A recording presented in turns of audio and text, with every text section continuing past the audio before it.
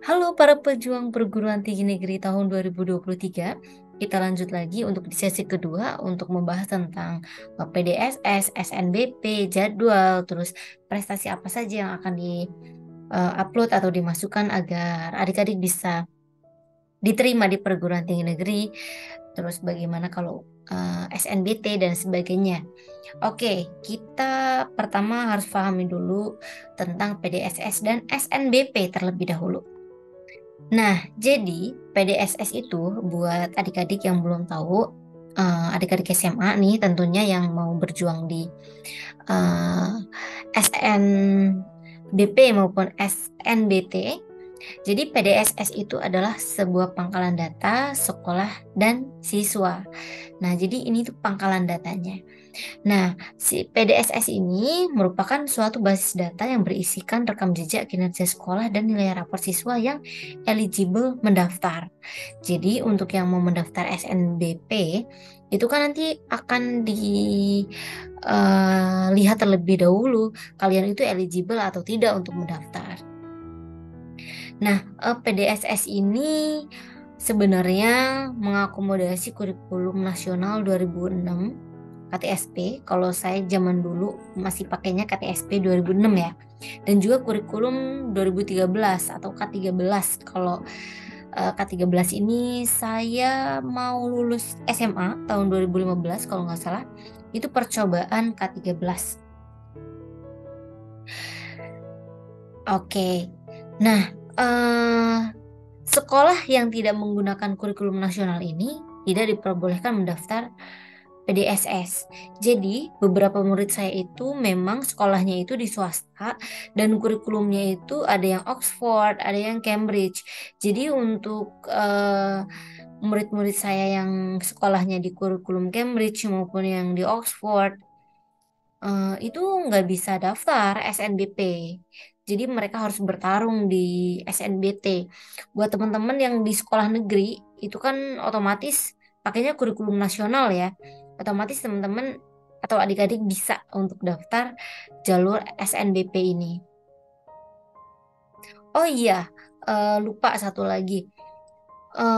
Untuk pengisian PDSS ini dilakukannya oleh sekolah ya, dan kebenaran data yang diisikan itu yang menjadi tanggung jawab dari kepala sekolah. Jadi untuk adik-adik don't worry about this karena ini memang sudah menjadi urusan sekolah gitu.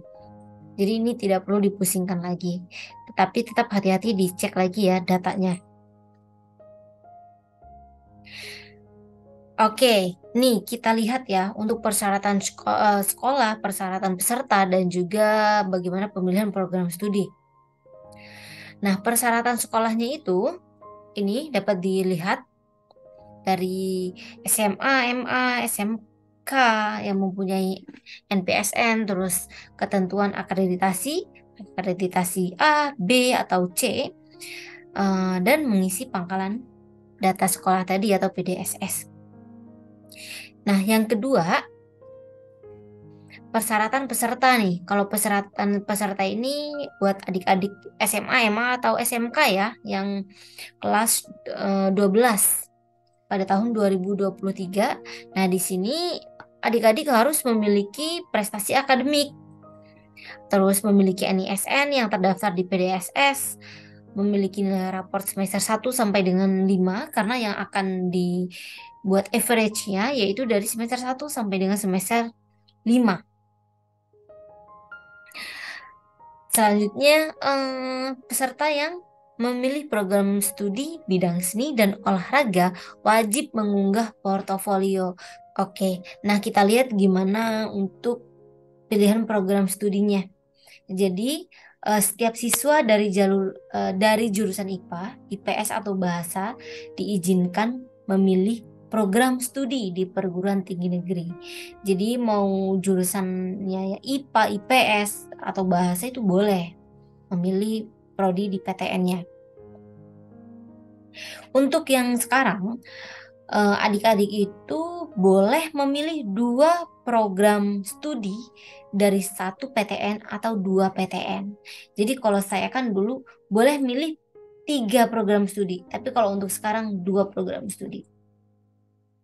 Nah, Jika adik-adik memilih dua program studi nih, salah satu harus berada di PTN provinsi yang sama dengan asal sekolahnya. Contohnya, adik-adik sekolahnya di Surabaya gitu. Ya, jadi salah satunya ada ya di eh, Jawa Timur gitu. Karena provinsi ya ini. Kalau Surabaya kota, maaf ya. Ah, jika adik-adik hanya memilih satu program studi saja, dapat memilih PTN yang berada di provinsi manapun. Jadi contohnya, contoh saya SMA-nya di Jawa Timur, tetapi hanya mau memilih satu saja program studi di satu PTN, boleh di luar. Saya di Jawa Barat misalnya, itu boleh, tapi hanya satu. Tapi kalau misalnya mau dua, salah satunya ya harus di provinsi itu sendiri. Jadi kalau saya ya mendingan pilih dua ya. Karena kalau itu sih tergantung dari strategi sekolah dan strategi adik-adik semua. Biasanya tetap dibimbing dari sekolah untuk pemilihan program studinya. Nah, di sini yang paling penting adalah tahapan pendaftaran SNBP. Jadi untuk yang SNBP ini, pengisian datanya sudah dimulai dari tanggal 9 kemarin. Oke. Yang pertama ini pengumuman kuota bagi sekolah sesuai dengan akreditasi dan juga jumlah siswa. Kemudian registrasi akun SNPMB bagi sekolah. Nih, yang bagi sekolah sudah buka ya. Dan linknya bisa dilihat atau nanti saya ketik di kolom deskripsi. Nah, sekarang karena sudah tanggal 16 sudah boleh registrasi akun SNPMB bagi siswa di link yang sama juga. Linknya berbeda kalau untuk yang siswa nanti saya letakkan di kolom deskripsi, tapi link ini ada juga di video yang pertama kemarin. Kemudian kita lihat data. Di sini kita lihat dari SNPMB ini menginformasikan jumlah siswa yang eligible mendaftar SNBP berdasarkan akreditasi sekolah. Jadi di sini akreditasi sekolah itu amat sangat sangat sangat penting sekali. Jadi jangan bersedih ya untuk adik-adik yang termasuk dalam tidak eligible, masih bisa daftar di UTBK-nya atau SNBT-nya. Karena di sini untuk kuotanya sendiri itu kemarin sudah kita bahas ya, minimal 20%. Kalau SNBT itu minimal 40%. Oke, bisa dilihat di video yang pertama. Selanjutnya sekolah menentukan calon peserta. Nih dari sekolah nih yang menentukan. Jadi beda ya, kalau saya dulu itu SNMPTN itu semua siswa itu diperbolehkan untuk daftar. Boleh-boleh saja gitu.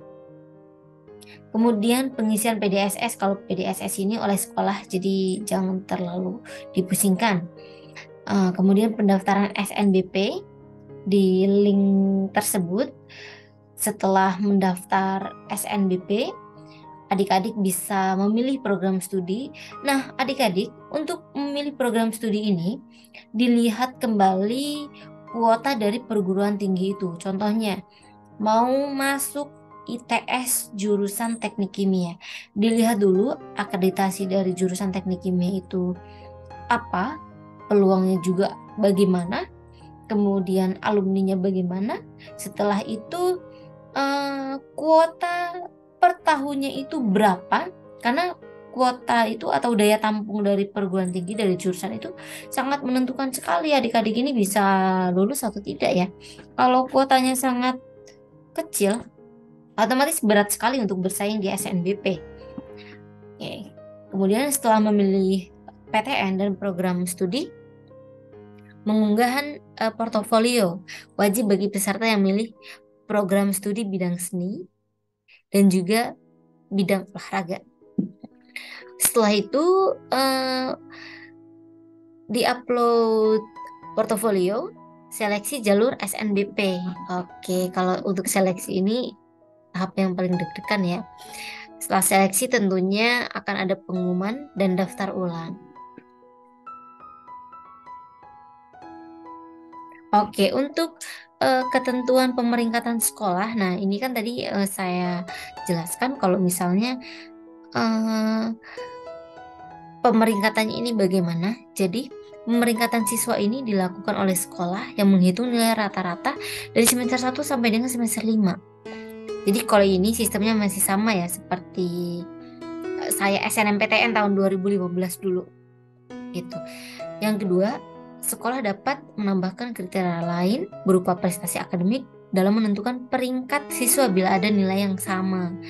Nih, jadi misalnya nih, ternyata untuk SNBP itu hanya diperbolehkan 10 siswa. Kemudian yang ke-10 dan ke-11 ini nilainya sama. Jadi bisa dipertimbangkan dengan prestasi-prestasi akademik lainnya. Oke, kita lihat nih untuk portofolionya. Tadi kita sudah sekilas bahas ya. Untuk portofolionya ini bisa olahraga, seni rupa, desain, dan kriya. Terus bisa juga tari, teater, musik, seni karawitan, dan sebagainya. Nah, ini portofolio-portofolio yang bisa di-upload. Oke, jadi untuk adik-adik yang masih kelas 1 dan kelas 2 dipersiapkan ya kalau memang nanti mau di bidang olahraga maupun di bidang seni. Nah, yang selanjutnya yaitu jadwal SNBP. Ini bisa di screenshot ya untuk adik-adik. Ini jadwalnya sangat penting sekali. Jadi jangan sampai tertinggal. Dan sekarang sudah di tahap pendaftaran SNBP. So, adik-adik sudah daftar atau belum? Syaratnya sudah dilengkapi atau belum? Dan jangan sampai ketinggalan. Oke, kita coba akan lanjut bahas tentang SNBT di video selanjutnya. Thank you for watching, see you, and bye-bye.